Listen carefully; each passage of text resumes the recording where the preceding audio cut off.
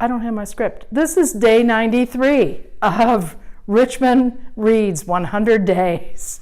And my name is Nancy Buck. I'm the Collection Development Manager here at Richmond Public Library. And it is my privilege to share Kurt Vonnegut's The Sirens of Titan, one of the 100 most popular books. And we'll see if it becomes the most popular book. Voting takes place on October 23rd. But here in Richmond, we're at day 93 of sharing books all around town.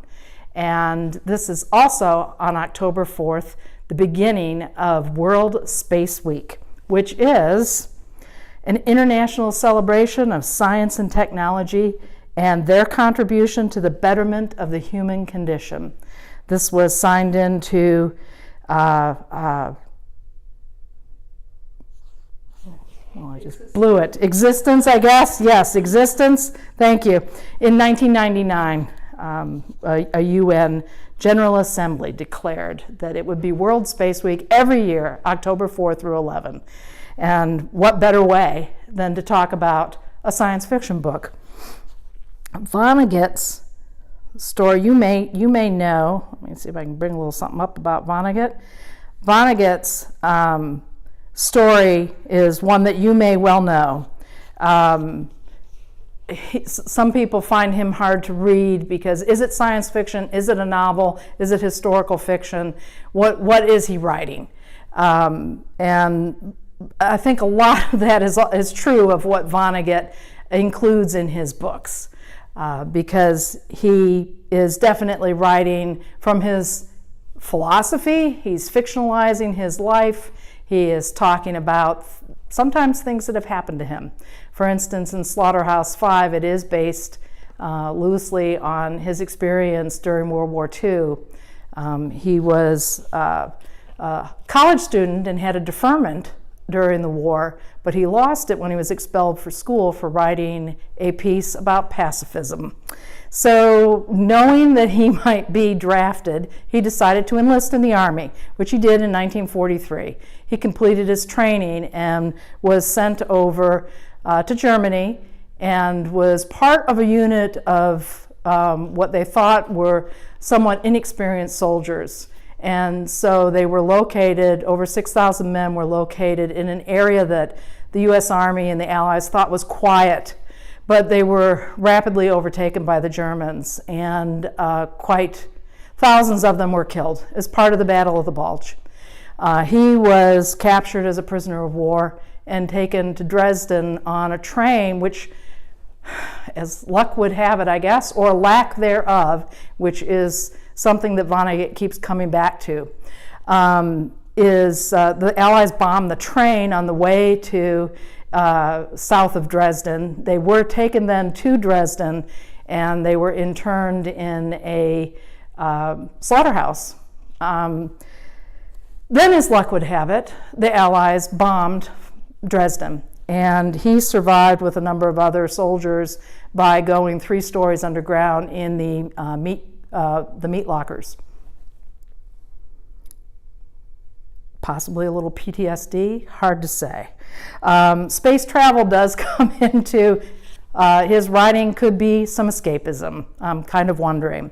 In The Sirens of Titan, he talks about a space traveler who had been someone who was quite wealthy, a man who had everything, who had been born to wealth, and by an odd father that he didn't really have a lot of connection to.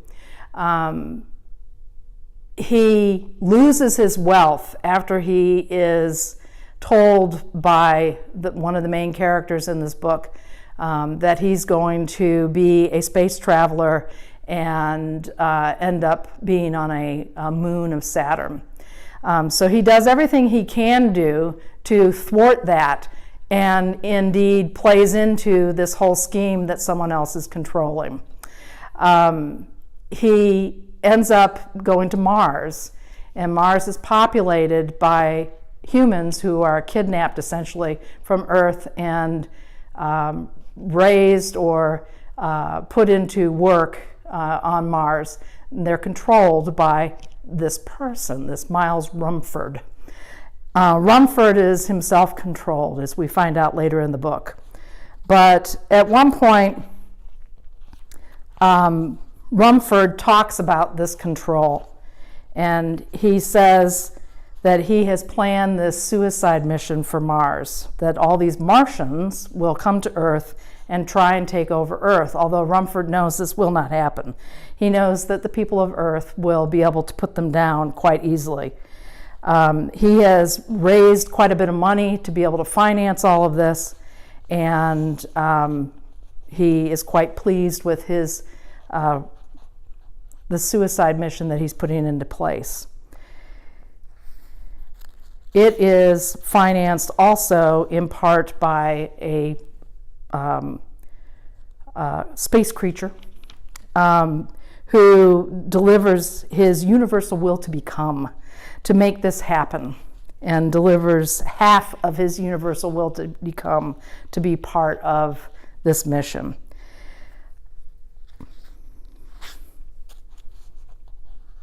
It was Rumford's intention that Mars should lose the war, that Mars should lose it foolishly and horribly. As a seer of the future, Rumford knew for certain that this would be the case, and he was content. He wished to change the world for the better by means of the great and unforgettable suicide of Mars. As he says in his Pocket History of Mars, any man who would change the world in a significant way must have showmanship, a genial willingness to shed other people's blood, and a plausible new religion to introduce during their brief period of repentance and horror that usually follows bloodshed. Every failure of earthly leadership has been traceable to a lack on the part of the leader, says Rumford, of at least one of these three things.